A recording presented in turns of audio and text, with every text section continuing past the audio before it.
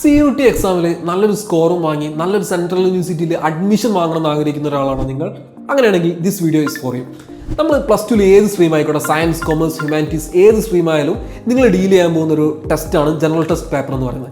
ഈ ഒരു general test പേപ്പറിൽ മെയിൻ ആയിട്ടുള്ള ടോപ്പിക്കാണ് ക്വാണ്ടിറ്റേറ്റീവ് ആപ്റ്റിറ്റ്യൂഡ് അല്ലെങ്കിൽ മാത്തമാറ്റിക്സ് എന്ന് പറയുന്നത്. മാത്തമാറ്റിക്സ് പല സ്റ്റുഡൻസിനും എന്താണ് ഒരു പെയിൻ പോയിന്റ് ആണ്. നിങ്ങൾക്ക് അതൊരു പെയിൻ പോയിന്റ് ആവാൻ കാരണം നിങ്ങൾക്ക് മാത്സ് എന്നൊരു സബ്ജക്റ്റ് ബുദ്ധിമുട്ടായതുകൊണ്ടല്ല, നിങ്ങൾക്ക് ബേസിക്സ് അറിയാതെ ഹയർ ലെവൽ ഓഫ് ക്വസ്റ്റ്യൻസ് നിങ്ങൾ ഡീൽ ചെയ്യുമ്പോൾ ഉണ്ടാകുന്നൊരു ബുദ്ധിമുട്ട്.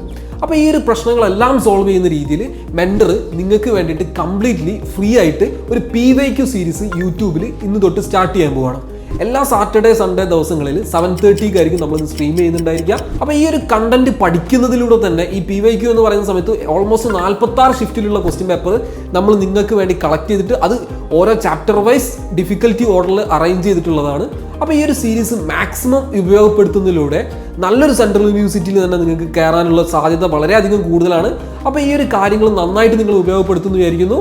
എല്ലാവർക്കും നല്ലൊരു സെൻട്രൽ യൂണിവേഴ്സിറ്റിയിൽ കിട്ടട്ടെ എന്ന് ആശംസിക്കുകയാണ്.